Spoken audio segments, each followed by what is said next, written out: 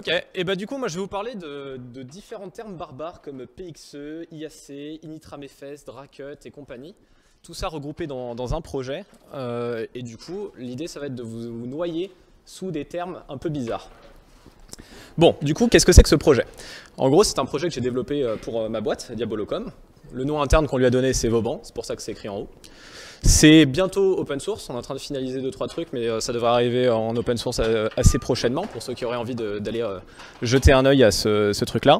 Et ça permet de générer des images. Alors pas des JPEG et des trucs comme ça, on parle là d'images sur lesquelles boot, donc des OS et des trucs comme ça, quoi. Et c'est aussi un projet qui permet d'avoir un petit peu de tooling autour pour simplifier tout un tas de trucs et gagner en efficacité, en productivité et compagnie. L'idée, c'est de mélanger plusieurs notions qui sont quand même vaguement complexes pour former un genre de gros projet, un peu méta-projet qui va du coup faire pas mal d'abstractions sur pas mal de ces concepts un peu compliqués et qui sera théoriquement plus simple à utiliser au quotidien pour nous dans la boîte et qui pourrait servir pour d'autres personnes. Du coup, la première question qu'on va se poser, c'est comment on fait booter Linux. Évidemment, le premier truc dont on va avoir besoin, c'est un bootloader. Alors, normalement, un bootloader, c'est pas forcément giga clair pour tout le monde ce que ça fait.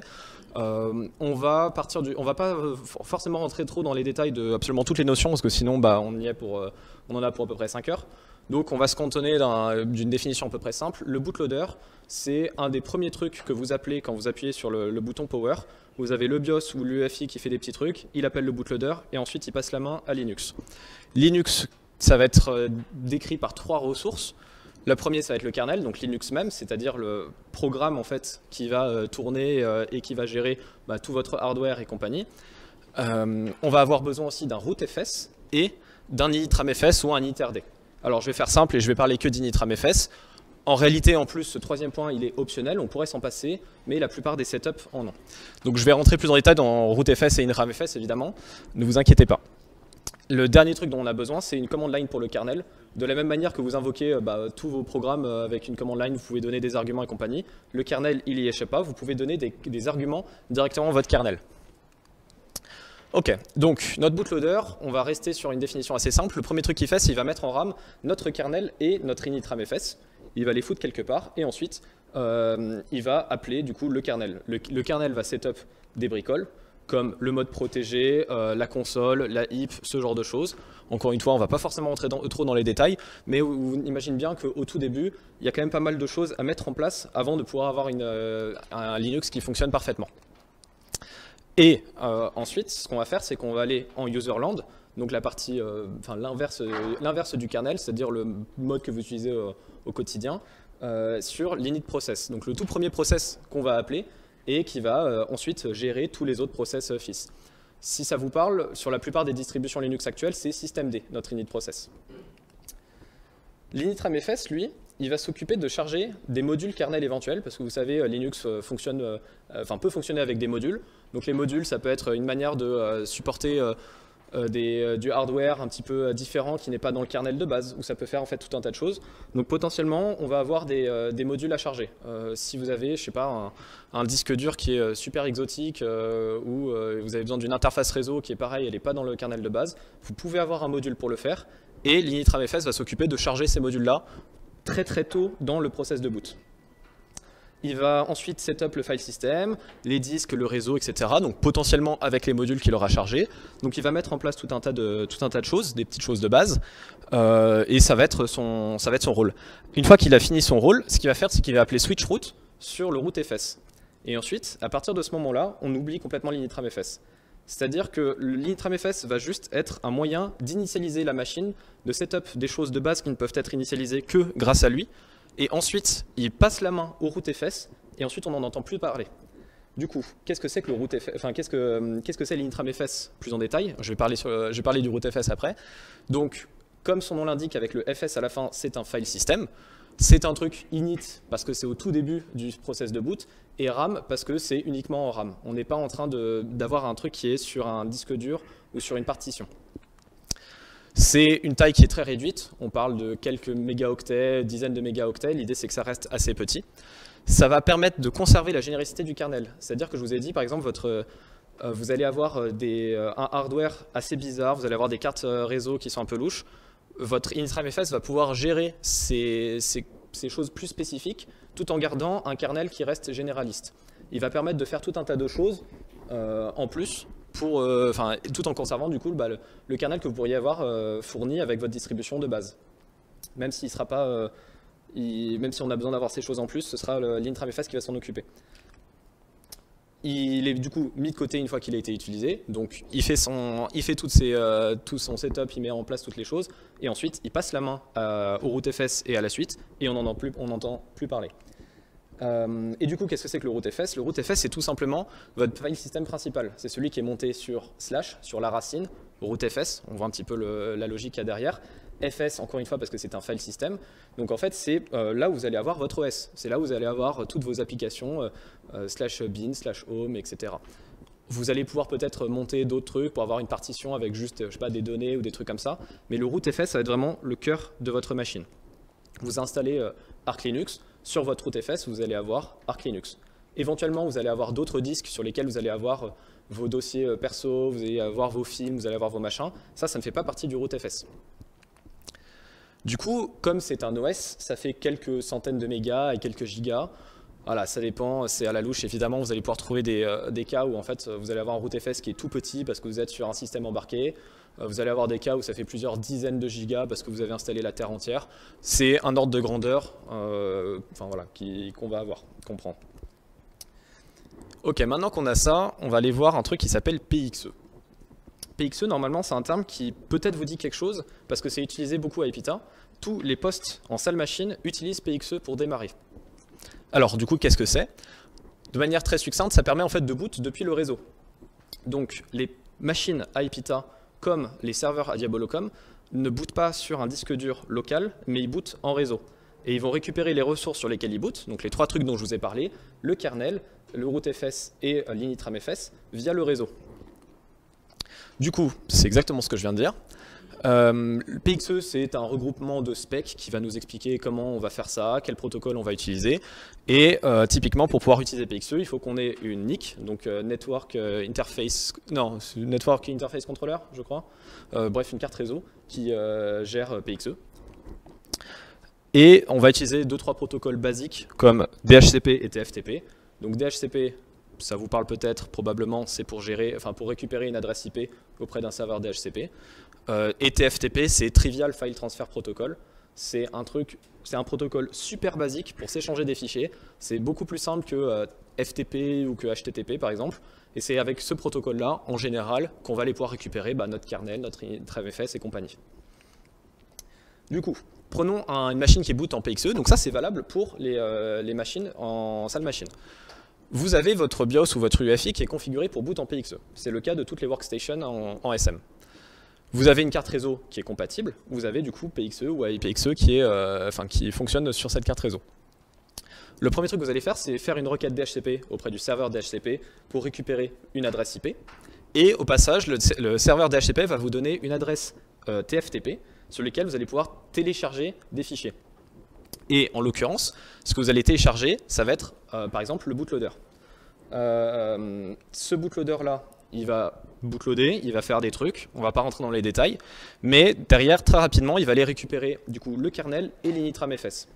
Ensuite, comme je vous l'ai déjà expliqué avant, le bootloader va prendre le kernel initramfs, le mettre en RAM, lancer le kernel va faire ses trucs, l'initramfs va refaire ses trucs, et ensuite, on va pouvoir passer à la suite. Donc, si on reprend ça sous la forme de graphe, ça, c'est la manière dont on fonctionne à Diabolocom. On a plusieurs serveurs DHCP. On démarre une machine, donc on fait une requête DHCP.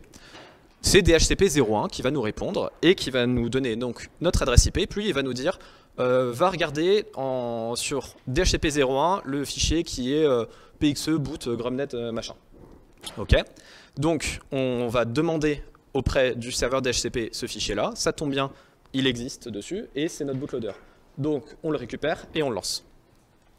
On va booter dessus, ce bootloader-là va télécharger d'autres ressources supplémentaires, un grub.config et un pxe.config par exemple. Avec cette config-là, il va pouvoir commencer à faire des choses, et en fait cette config va notamment définir l'image sur laquelle le serveur va boot en fonction de l'adresse MAC de la machine.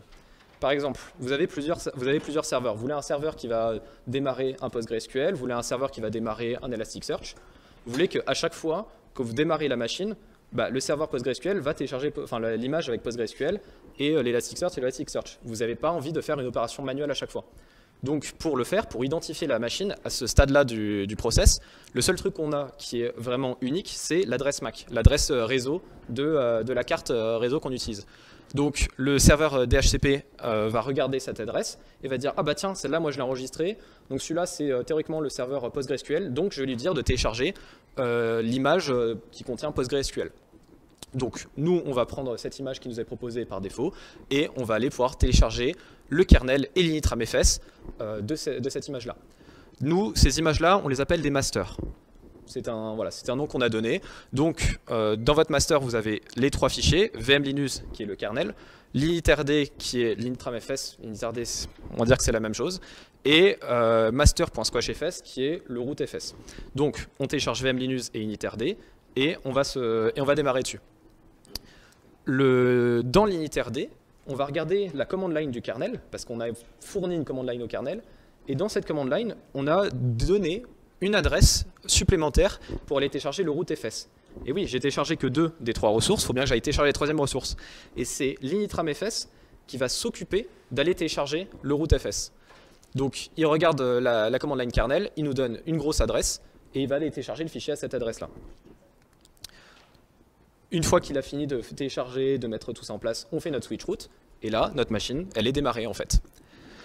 On a en plus un petit service Python qui va s'occuper de générer toute la configuration DHCP, PXE, Grub et compagnie. Je vous ai dit par exemple, on va se baser sur les adresses MAC pour savoir quelle image proposer.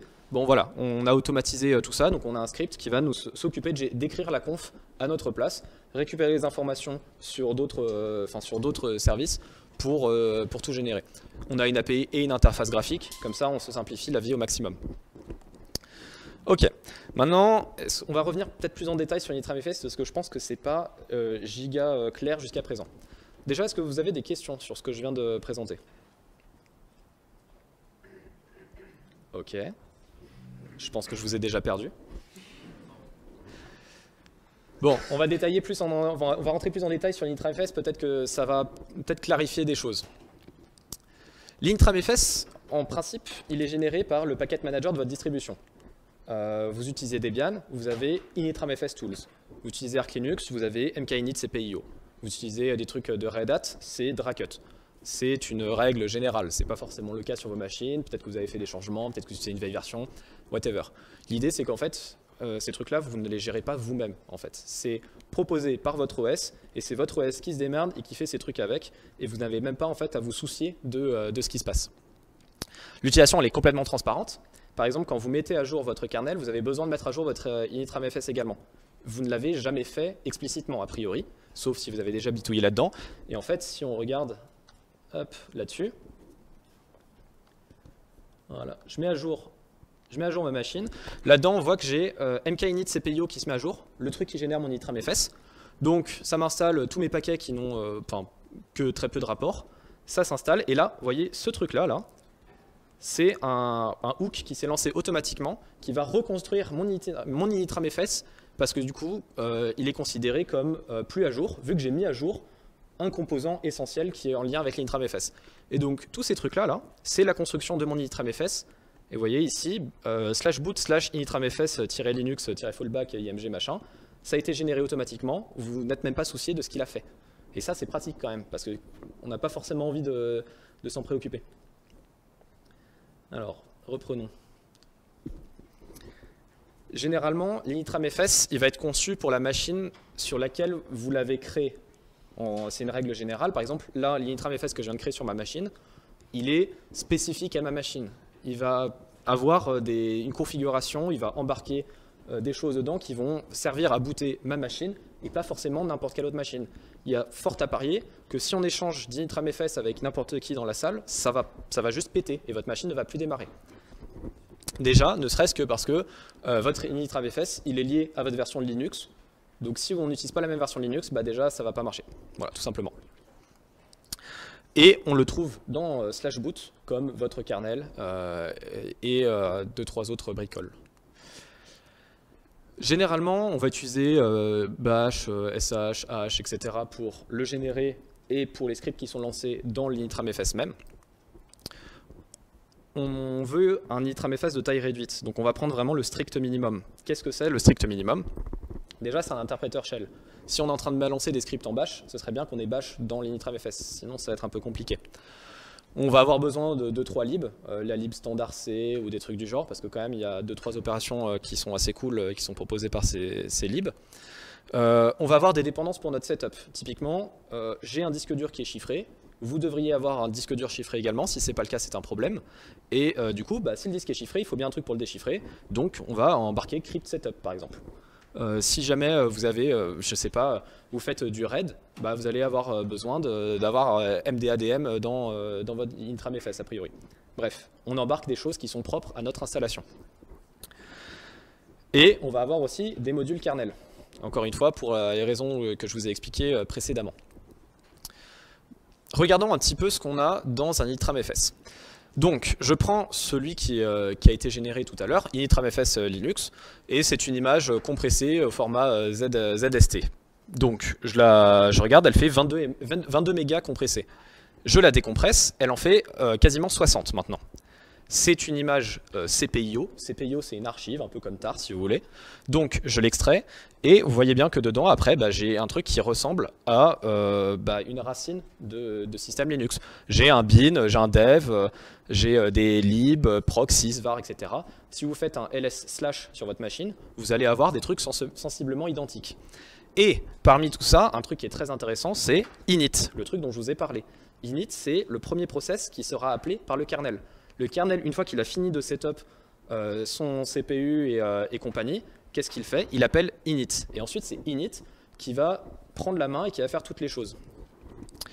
Donc, regardons notre init. C'est un gros script en H. Je l'ai un petit peu simplifié. Au final, il fait que 46 lignes en version simple. On prend des fonctions qui nous servent à quelque chose. On regarde la command line du kernel. On lance un logger.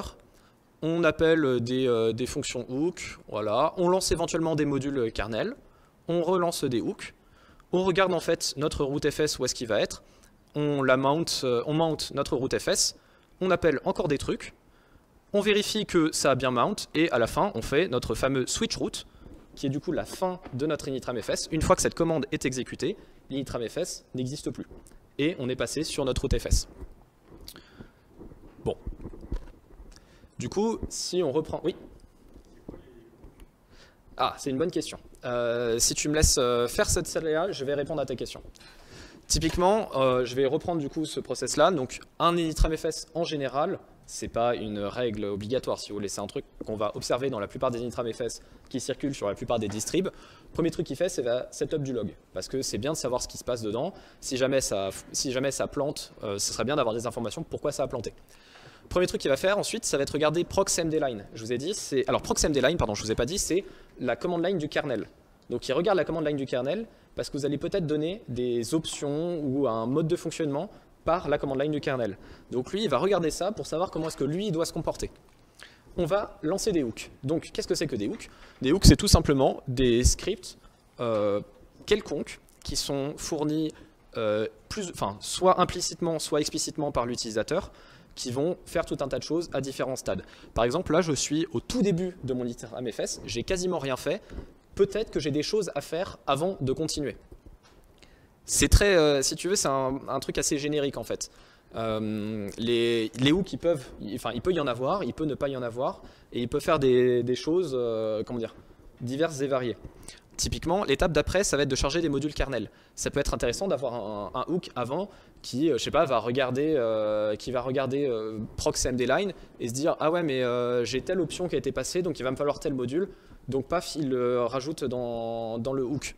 Tu vas avoir un hook pour aller faire cette action de regarder smdline et peut-être lancer un autre, faire quelque chose avant de charger un module kernel. C'est très vague, c'est très abstrait, mais l'idée c'est d'avoir de la modularité et de pouvoir faire des choses qui nous intéressent au bon moment. Une fois qu'on a chargé nos modules kernel, on relance des hooks. Parce que maintenant qu'on a des nouveaux modules kernel, on a peut-être envie de faire des nouvelles choses. Ensuite, on va lancer udev.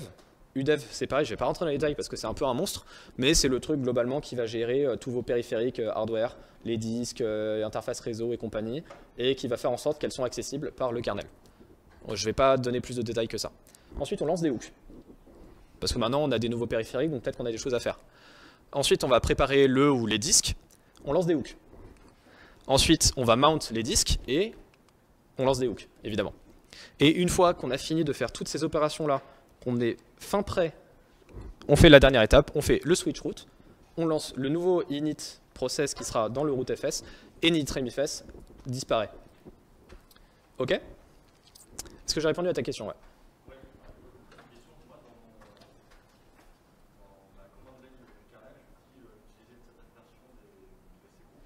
Ouais, cgroups v2.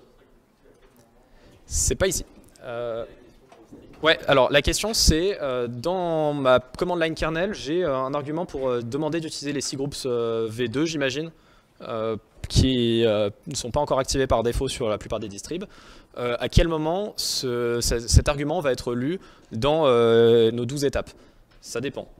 Typiquement, ça dépend de ton init process. Si ton init process, ça va être celui que je t'ai montré là, qui a un script bash, enfin un script en hash à la con, il ne s'intéresse pas à ça. A priori, tu utilises systemd.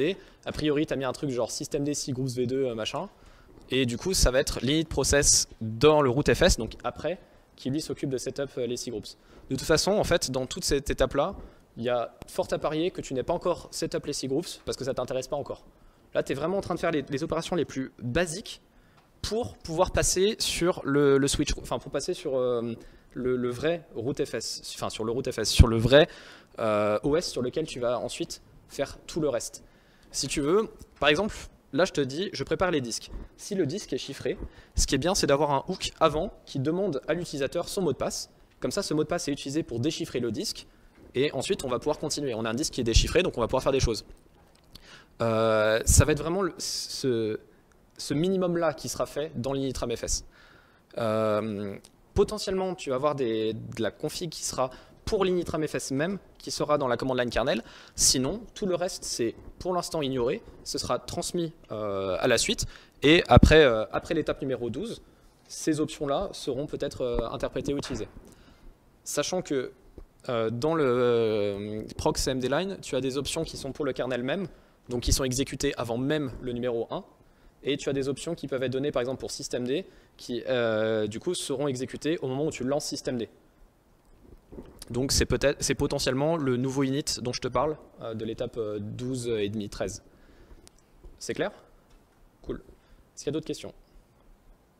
Ouais, il y avait Richemont qui demandait pourquoi ne pas mutualiser le kernel et l'interd entre les masters? Parce que potentiellement... Ouais, alors la question c'est pourquoi est-ce qu'on n'irait pas mutualiser le kernel et l'initerd, enfin l'initramfs, entre nos différents masters. Donc que ce soit un PostgreSQL ou que ce soit un Elasticsearch qu'on va lancer à la fin, finalement on pourrait utiliser le même initramfs et le même kernel. C'est tout à fait vrai et dans la plupart des cas en fait le kernel et l'initramfs qu'on va utiliser seront strictement identiques. Sauf que si jamais on fait une mise à jour d'une image, par exemple on se dit ok maintenant PostgreSQL ce serait bien qu'on utilise Debian 11 et plus Debian 10. On aura du coup envie de conserver peut-être Debian 10 pour l'autre. Et c'est pour ça qu'on va séparer initramfs et kernel par master. C'est un choix comme un autre. Et ça nous permet en fait du coup de lancer plusieurs versions, enfin d'avoir plusieurs versions de Debian, avoir plusieurs OS concurrents sans avoir à se prendre la tête. De toute façon, on a dit que le kernel et l'initramfs, la taille elle est minime, donc là-dessus c'est assez ignorable. Ok. Du coup, maintenant, on va s'intéresser à comment est-ce qu'on va générer un initramfs pour boot en PXE. Parce que là, du coup, moi, j'ai généré un initramfs pour ma machine et qui s'en fout du réseau. Je veux dire, j'ai mon disque dur physique qui est attaché sur ma machine, donc je boot dessus, j'ai pas besoin d'aller chercher des choses sur Internet. Ou sur le réseau local, plutôt. Du coup, ce qu'il faudrait qu'on ait, c'est un initramfs qui va, en tout premier lieu, setup la stack réseau.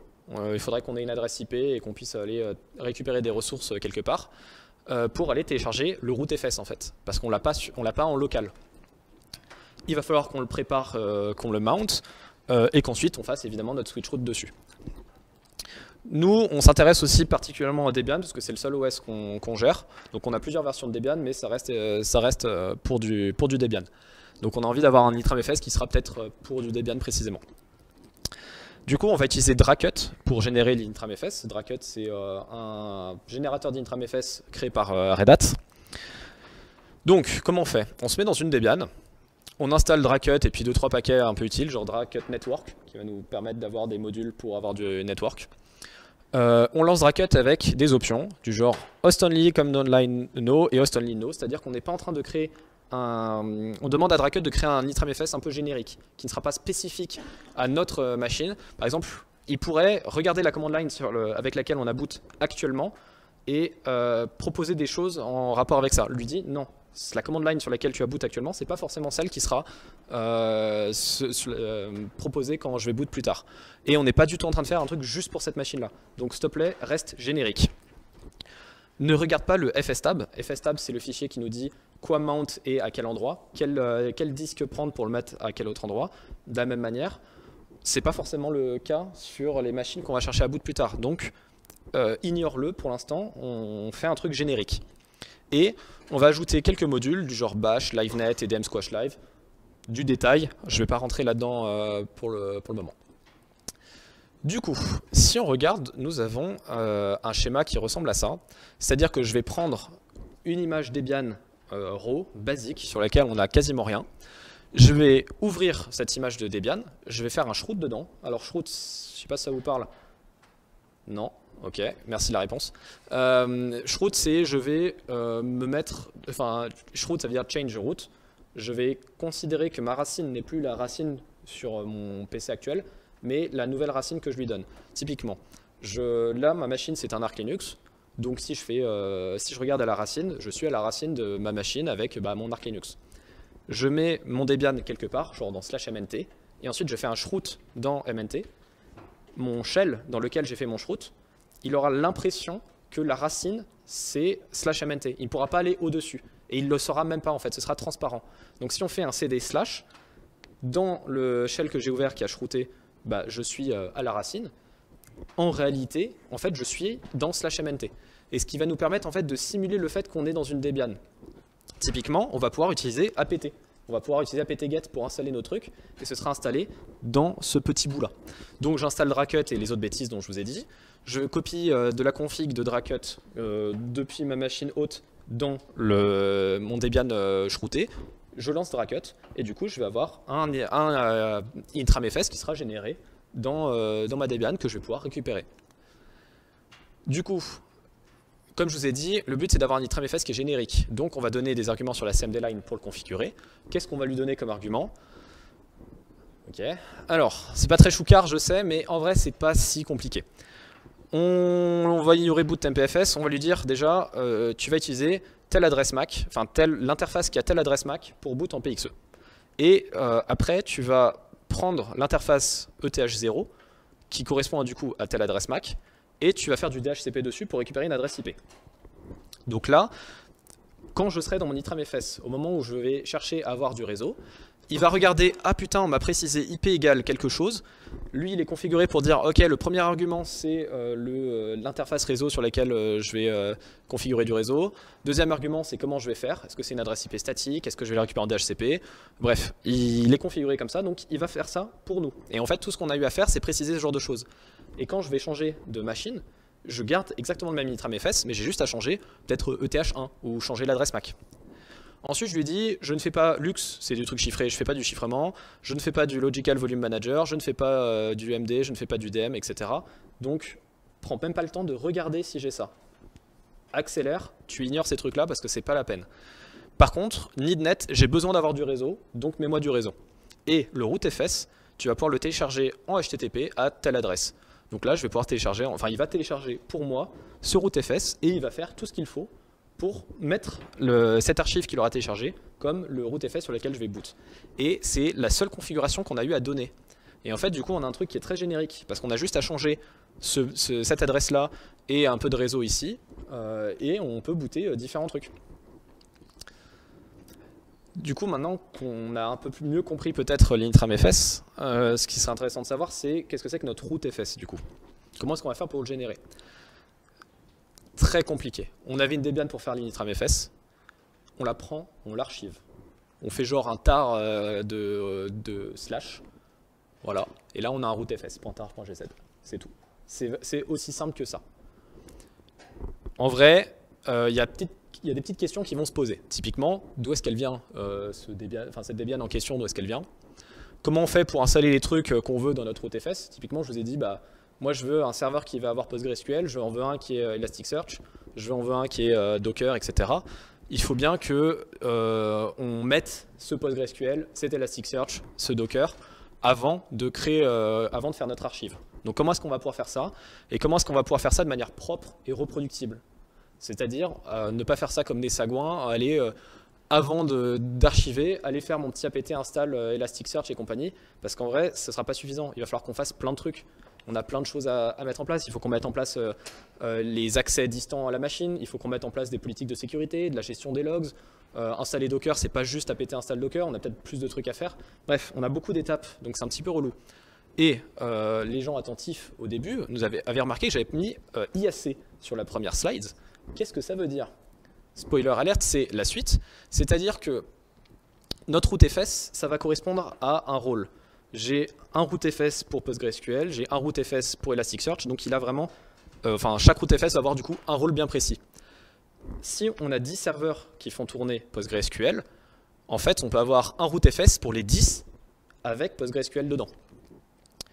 Là où va intervenir l'IAC, c'est justement pour créer ces rootfs. IAC, ça veut dire infrastructure as code, c'est-à-dire qu'on va pouvoir décrire l'infra avec du code. Spoiler alert, il y a une présentation sur l'IAC en détail juste après. Donc, je vais rester de manière très succincte dessus en disant que on va juste écrire du code, du bash, du Python, du YAML, ce que vous voulez, ça va être précisé plus tard, qui va ensuite créer toute notre infrastructure. L'intérêt de l'IAC, c'est que c'est reproductible, c'est stateless, ça peut, c'est scalable, c'est potentiellement idempotent, etc. Je vais revenir là-dessus dans la conf d'après. Retenez juste pour le moment qu'avec l'infra as code, je pourrais créer du coup mon rootfs avec tous les programmes que je veux, toute la configuration, avec la gestion du réseau, la gestion de la sécurité, la gestion des utilisateurs, etc. sans me prendre la tête en exécutant du code. Parce qu'exécuter du code, c'est quand même assez facile. Et du coup, pour ça, on va utiliser Ansible, qui est un outil qui va nous permettre de justement avoir toutes ces propriétés-là. C'est reproductible, c'est stateless, c'est scalable, c'est idempotent, et ça va installer tout pour nous. Du coup, on prend notre image de base, donc on a une image.raw de Debian, on va shroot dedans, et cette fois-ci, on va lancer Ansible sur nous-mêmes. Donc par exemple, on voulait générer notre rootfs de PostgreSQL, donc on va faire Ansible, installe-moi PostgreSQL, comme je te l'ai décrit, avec un gros fichier de conf pour installer Postgre, pour setup les accès, etc. Tout ce genre de choses, du coup, ce sera dans l'Ansible qu'on est en train de lancer sur l'image qu'on est en train de créer. Une fois qu'on a fait ça, on crée notre rootfs. Alors, je vous avais montré tar pour créer le rootfs. On va utiliser un truc un peu identique, c'est mksquashfs. Ça ne change pas grand-chose, c'est on crée une grosse archive. Et en fait, c'est tout. On va juste faire un constat, c'est que Ansible fonctionne par rôle. Alors là, on va rentrer un petit peu dans les détails d'Ansible, mais en restant assez succinct quand même. C'est-à-dire qu'un rôle Ansible, ça a un but. On va installer et configurer Docker. Ça va être notre rôle Ansible Docker. OK. Un regroupement de rôles, on appelle ça un playbook. Typiquement, un playbook, ça va être l'intégralité des rôles qu'on doit appliquer à une machine pour qu'elle puisse faire son taf. Donc le premier truc qu'on va faire, c'est peut-être genre créer les utilisateurs. Ensuite, on va avoir un autre rôle, ce sera mettre en place les logs. Un autre rôle, ce sera installe du coup Docker. Un autre rôle, ce sera fait ci, fait ça. OK. Donc tout un playbook, au final, ça représente un peu un master, un rootfs. Si on applique un playbook qui est bien construit à une image qui est de base, on arrive à notre résultat final, avec tout installé, tout configuré, tout comme on veut. On a beaucoup de rôles qui sont en commun. Typiquement, on veut mettre en place l'accès à distance sur tous les serveurs. En fait, on veut, en tant que Ops, pouvoir se connecter à n'importe quelle machine. Donc en fait, on va le faire de manière systématique. De la même manière, on veut du monitoring sur toute notre infrastructure. Donc ça va être un truc qui va être aussi assez systématique. En fait, on va pouvoir voir qu'on a un système qui est assez hiérarchique. Alors, normalement, je vais avoir un truc, voilà, typiquement, c'est ça. On va pouvoir mettre en place du cache. Donc, si je prends les choses qu'on va pouvoir faire pour créer un rootfs, par exemple, le premier truc qu'on va vouloir faire, c'est installer les paquets de base. On veut installer, je sais pas, Vim, on veut installer curl, on veut installer des trucs comme ça. On veut mettre en place le SSH, on veut installer du monitoring. Toutes les machines vont avoir ces trucs-là. Ensuite, on veut créer une machine, je sais pas, qui va être un serveur web. Donc on va juste installer HAProxy. Ok. On part de ce qu'on avait avant et juste on rajoute HAProxy et ça conf. D'un autre côté, on veut une machine qui puisse lancer Docker. Donc on installe Docker. Et en fait, dans notre Docker, on veut lancer PostgreSQL. Et dans une autre machine qui n'a rien à voir, on veut lancer Elasticsearch. Du coup, en fait, ce serait bien que cette machine, avec Docker plus les trucs de base, bah, elle soit accessible et que ce soit la base de construction pour la machine petite 1 et petit 2. On prend 1B et on rajoute tantôt PostgreSQL, tantôt on rajoute Elasticsearch. Et on a du cache. Du coup, on n'est pas obligé de repartir depuis le début avec l'installation qui prend 1000 ans. On peut gagner du temps et avoir un cache efficace. Du coup, on va déjà, dans un premier temps, écrire un fichier de configuration qui va préciser cette hiérarchie. Donc un peu de la même manière que je l'ai fait ici de manière succincte. On a un fichier de conf qui ressemble à ça. Je ne vais pas rentrer dans les détails parce que bon, c'est pas forcément très intéressant, mais dans l'idée, on part de Debian générique qui n'a absolument rien et on lance des playbooks. Donc là, on va lancer base, NetData. Donc base, tous les trucs de base. NetData, c'est du monitoring. À partir de ça, on va créer, par exemple, master 11 v2 single qui va lancer 2 autres playbooks. Master 11 r6log qui va partir de master base, qui va faire juste r6log. Et on va prendre un autre exemple qui est un peu plus intéressant, par exemple Docker Compose.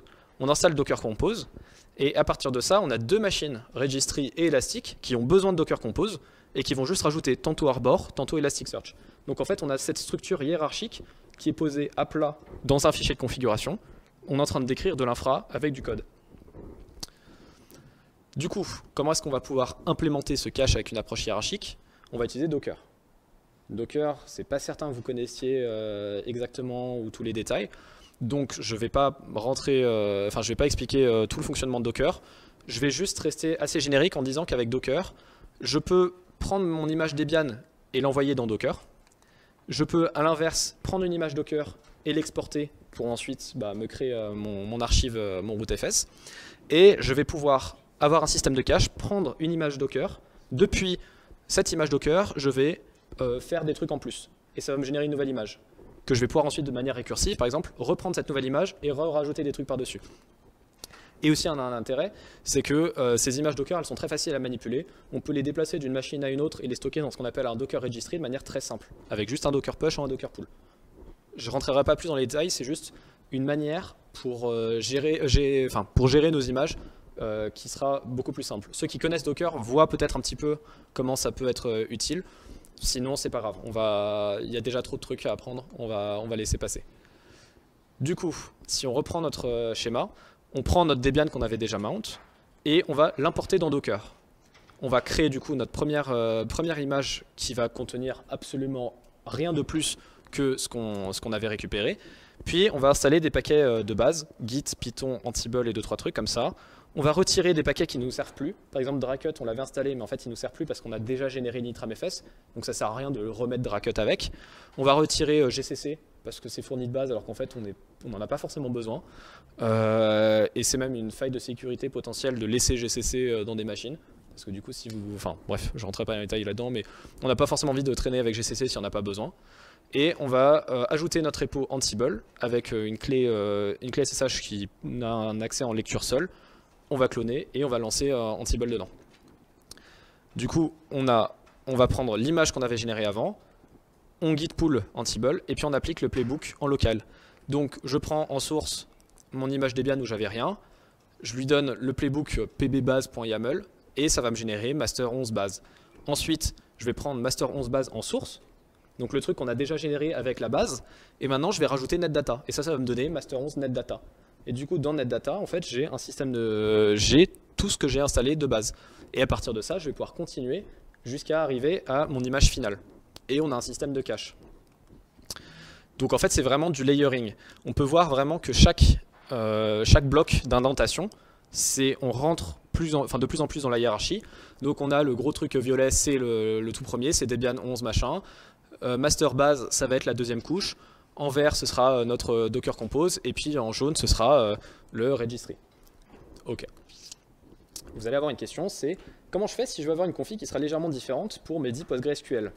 Typiquement, vous voulez peut-être avoir 10 bases de données un petit peu différentes. Ok, ce sera que du PostgreSQL, mais vous aurez quand même un fichier de config. Vous voulez peut-être que les bases de données ne s'appellent pas de la même manière, que les accès soient différents, ce genre de choses.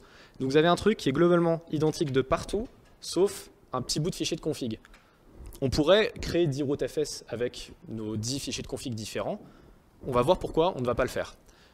Notre route.fs, il va contenir du coup l'OS et tous les programmes installés. On a un système de layers, du coup on peut rajouter en dernier layer juste la configuration qui nous intéresse. Ça peut se faire. Le seul truc, c'est que si je compresse l'intégralité du truc, j'en ai pour à peu près 640 mégas. Ça veut dire que si jamais j'ai 10 machines qui vont lancer PostgreSQL et qui ont juste un fichier de conf de différent, je vais avoir 10 fois 640 mégas. Donc je vais me taper plus de 6 gigas de stockage disque pour finalement 3 petits fichiers de conf à la con qui sont différents, à peut-être un caractère près potentiellement. Donc c'est un peu frustrant de se dire que pour un caractère près, je dois me recoltiner 640 mégas de données. Donc on a une scalabilité qui est médiocre, parce qu'en fait on va prendre de plus en plus de place et ça va être super relou. On a un système de cache et de layering, mais en fait on ne l'utilise même pas, finalement, c'est pas très intéressant. Du coup, ce qu'on va faire, c'est qu'on va introduire un truc qui s'appelle le confs. Alors confs, cherchez pas sur internet, c'est un truc que nous on a inventé. L'idée, c'est de prendre le route.fs, où on va avoir tout notre truc de base, et on rajoute par-dessus juste la configuration. Donc, on a notre route.fs avec l'OS et les programmes installés, et on a juste la configuration dans le confs qui vient se greffer au sommet.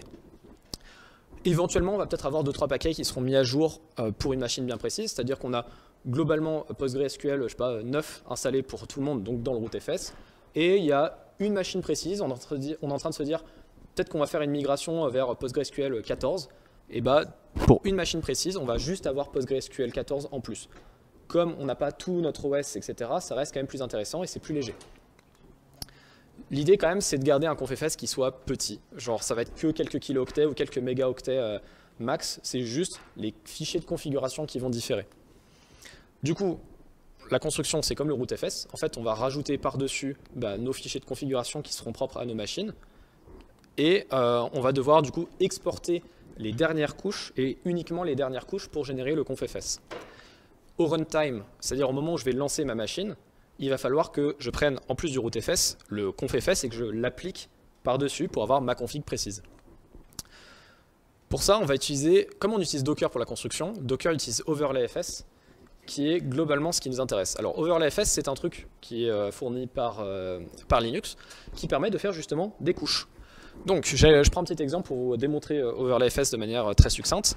Je crée 4 dossiers, layer 1, 2, 3 et merged. Merged, ce sera là où je vais avoir le résultat de l'application de mes 3 couches successives. J'écris layer 1, 2 et 3 dans le layer 1, 2 et 3 dans le même fichier Toto. Et puis après, j'écris layer 1 dans layer 1 Toto 1, layer 2 Toto 2, machin, vous voyez l'idée. Ensuite, je fais un overlayFS avec cette superbe commande en lui disant, tu prends layer 1 et par-dessus tu mets layer 2 et par-dessus tu mets layer 3 et ça tu me le mets dans merged. Et je vais regarder dans merged et j'ai effectivement Toto 1, 2 et 3. Et si je regarde le contenu de Toto, ce sera le layer 3.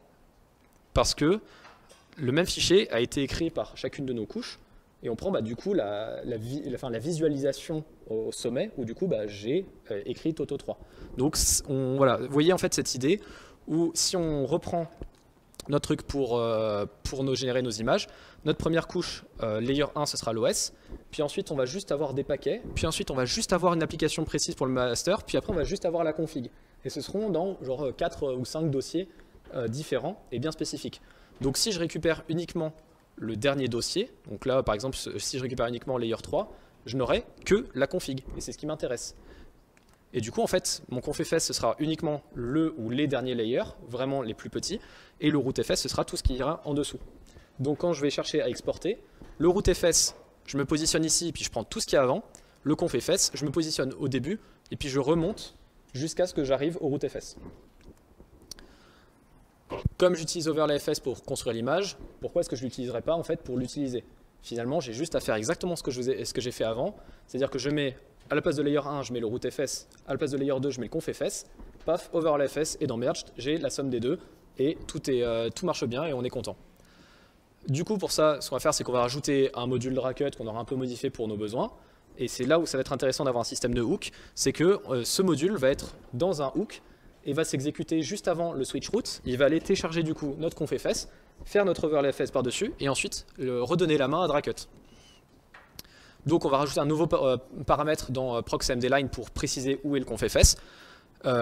Et du coup, en plus du mount, on va faire notre petit mount avec l'overlay FS, voilà, comme j'ai décrit. On va avoir un système qui sera read-write, et un truc intéressant avec overlay FS, c'est qu'on peut aussi voir les modifications qui sont faites. Je ne vous ai pas expliqué pourquoi on fait du PXE, mais un des gros avantages du PXE, c'est que comme on part d'une image qu'on a chopée en réseau, toutes les modifications qu'on fait au runtime, si on redémarre la machine, elles sont perdues. Par exemple, quand vous êtes sur les machines en PXE, enfin sur les workstations IPTA, on vous dit bien utilisez l'AFS pour stocker vos trucs parce que sinon tout le reste est perdu. C'est-à-dire que si vous vous plantez grave et que vous avez genre dégommé votre OS, vous avez fait une connerie, vous avez installé un mauvais paquet et vous êtes dans un état qui est irrécupérable, vous faites reboot et vous revenez dans un truc qui fonctionne. C'est trop bien. Donc on va avoir un système qui est quand même read-write parce qu'on veut quand même pouvoir écrire des trucs, mais on sait très bien que tout ce qui sera écrit au runtime et qui ne sera pas stocké sur un disque ou ailleurs, ce sera perdu quand on redémarre la machine. Et c'est ce truc-là qu'on veut utiliser en fait à notre avantage pour du coup dégager les trucs, les conneries qu'on aurait pu faire. Et du coup, toutes les modifications, en fait, avec overlay FS, on peut même les suivre. On reprend notre exemple de tout à l'heure, mais cette fois-ci, on va rajouter deux trucs. On va rajouter upperdir et workdir.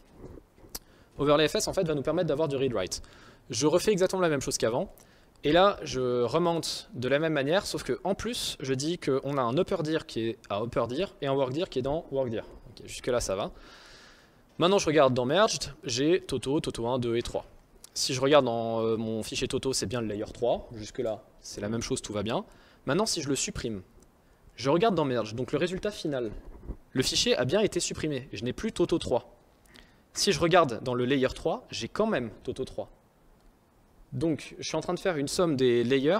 Dans le dernier layer, j'ai Toto 3, mais dans la vue finale, comme je l'ai retiré, je ne le vois plus. Comment est-ce qu'on fait pour avoir ce système-là qui paraît un petit peu bizarre? En fait, on a notre upperdir qui va garder les modifications au runtime. En fait, là, on a Toto 3 qui est un fichier, bon alors là on ne le voit pas, mais c'est un fichier bizarre, c'est un car device, whatever. Ça veut juste dire que dans la représentation finale, Toto 3 a été supprimé. C'est la raison pour laquelle on ne le voit plus dans merged, mais surtout, ce qui est très important, c'est que les trois layers, en fait, sont read-only. Tout ce qui est là-dedans, ça ne pourra pas être modifié. C'est juste la représentation finale qui sera modifiée. Et si je regarde dans mon upperdir, j'ai en fait toutes les modifications qui auraient été faites au runtime. Et c'est ça qui est intéressant. J'écris un fichier, j'écris runtime dans un fichier qui s'appelle runtime dans le merged. Et si je le cherche, je le vois dans le merged et dans le upperdir. À aucun moment, il apparaît dans les layers d'avant. Parce qu'ils sont en read-only et je ne l'ai pas créé dès le début, ici. Donc je ne le verrai pas. Et on va retrouver un peu la même idée qu'on a avec nos images qu'on boot en PXE, c'est-à-dire que l'image, elle est read-only, c'est-à-dire que si vous redémarrez la machine, vous revenez à l'état initial d'avant, mais en même temps, vous pouvez quand même faire des modifications qui seront perdues parce que ce dossier-là, upperdir, lui, n'est pas sauvegardé. Il est juste mis en RAM quelque part, on démarre la machine, on le perd. C'est assez clair? Cool. Du coup, maintenant, si on regarde le projet, oui. Ouais, alors le workdir, c'est un détail d'implémentation. En gros, ça permet de... Non, mais vraiment, ça permet juste de faire des opérations atomiques. En fait, c'est le kernel qui utilise le workdir comme dossier de travail pendant lequel il va faire des opérations typiquement. Je crois que si jamais tu supprimes un fichier, enfin si jamais tu cherches à modifier un fichier qui est énorme et que tu veux le faire dans une opération qui est atomique parce que tu fais de l'overlay FS, il va utiliser le workdir pour faire ces trucs-là et une fois que le fichier aura été préparé dans le workdir, il fait juste l'opération atomique pour le switch. C'est à creuser peut-être plus en détail, mais dans l'idée, je crois que c'est ça. Donc le workdir, en principe, il est quasi systématiquement vide et il sert que à ça.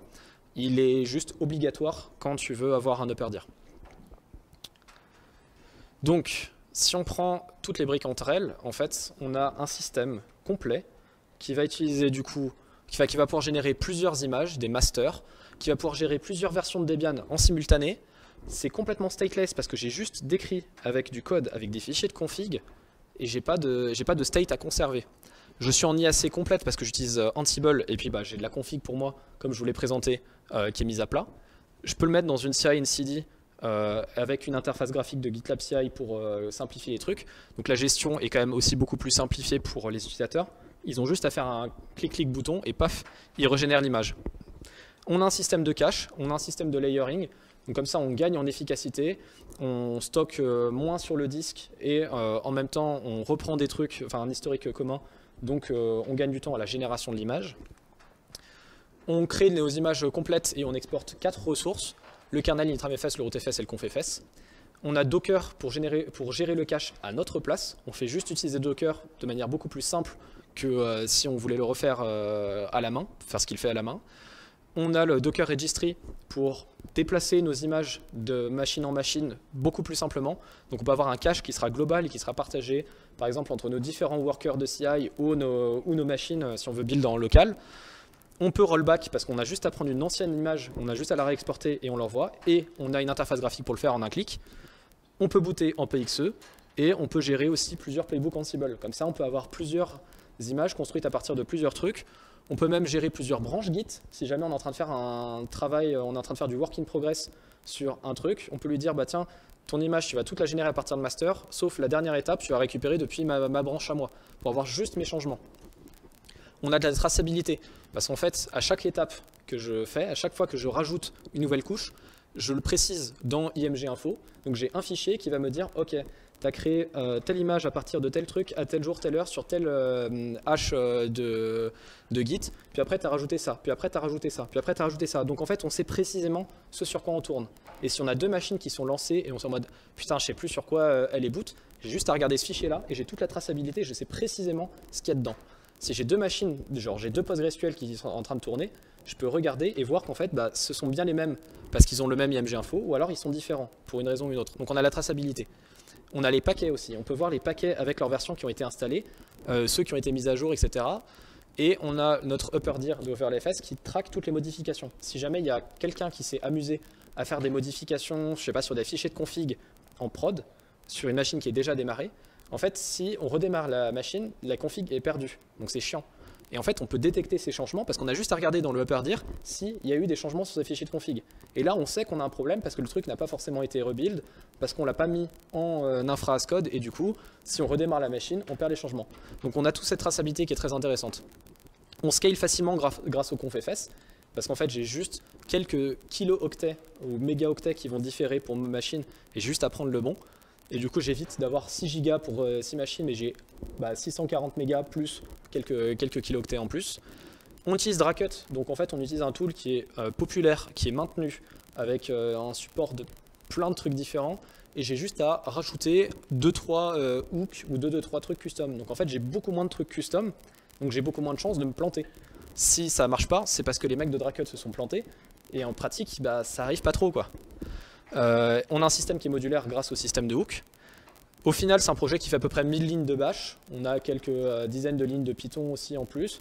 Mais ça reste bon, du bash, donc c'est pas forcément giga lisible. Mais en même temps, on n'a pas trop le choix vu les trucs système qu'on fait. Et c'est bientôt open source. Si jamais vous voulez jeter un œil à cette bêtise, à ce projet dans quelques jours ou semaines. Je rigole en disant bêtise, hein, c'est tout. Voilà, est-ce que vous avez des questions? Je sais que c'est un peu raide, un peu velu.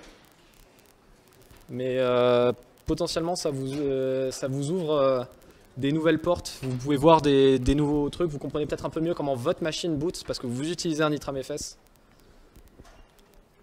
Des questions? Ouais.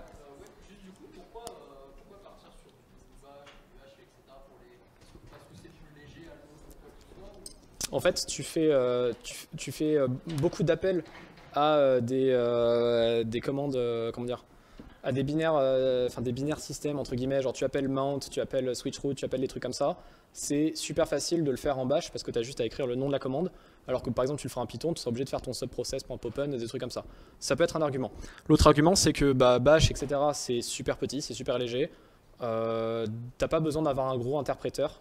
C'est pas compilé aussi, ce qui est pas mal, c'est-à-dire que tu fais des changements très rapidement et tu les propages très rapidement. Si tu prenais par exemple le Go, déjà pour écrire la même chose que ce que tu écris en bash en Go, il va te falloir des centaines et des centaines de lignes, donc ça peut être un peu relou. Et ensuite, il faut que tu le compiles. Alors ok, tu ne vas pas avoir toutes les dépendances à envoyer parce que Go, il peut générer un binaire compilé statiquement, si je ne dis pas de bêtises. Mais c'est pas forcément plus pratique. En pratique, c'est pour ces raisons-là que la plupart des intramfs sont construits avec du gros bash. Notre intramfs qui utilise du coup du bash et Dracut, nous on utilise comme init process systemd. Vu qu'en fait on va lancer systemd dans le rootfs, en fait on le lance directement dans l'initramfs et on va utiliser le fonctionnement de systemd qui est super intéressant avec des targets et avec des dépendances, etc. pour lancer différents services systemd pour faire nos trucs dans le bon ordre. Il y a des super schémas qui traînent sur internet où on voit justement toute la hiérarchie. Donc c'est du systemd, donc c'est un peu plus lourd, mais dans l'idée ça reste quand même beaucoup de bash qui est exécuté. Ouais. Ah oui. La question c'est pourquoi est-ce qu'on utilise des langages comme bash, hash, zsh dans les intramfs et pas un truc compilé ou plus haut, ou peut-être un peu plus haut niveau ou style Python et compagnie. Est-ce que vous avez d'autres questions? Yes. Alors, on peut, c'est un truc... Ouais, pardon. Est-ce qu'on fait du cache pour le téléchargement des masters? Parce que notre master, au final, il va faire 600, 800, 1200 mégaoctets. Ça veut dire qu'à chaque fois qu'on démarre une VM, on va devoir télécharger 600 à 1200 mégaoctets, ce qui peut potentiellement être un peu relou. En pratique, à Epita, il y a un système de cache sur les machines même, parce qu'on va démarrer 120 workstations en simultané. Donc en fait, nos 600 mégas vont être téléchargés fois 120, donc ça va tabasser le réseau. Nous, en pratique, on démarre rarement plus de 2 ou 3 VM à la fois. Donc en fait, on n'a pas trop cette problématique-là déjà de base.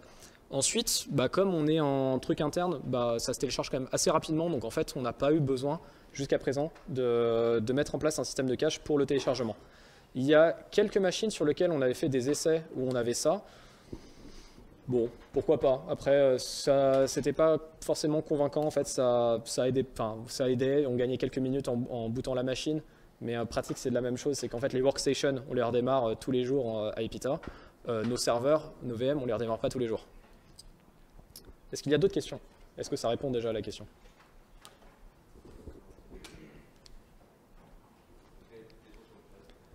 Ok. Bon, si vous n'avez pas d'autres questions, merci de m'avoir écouté.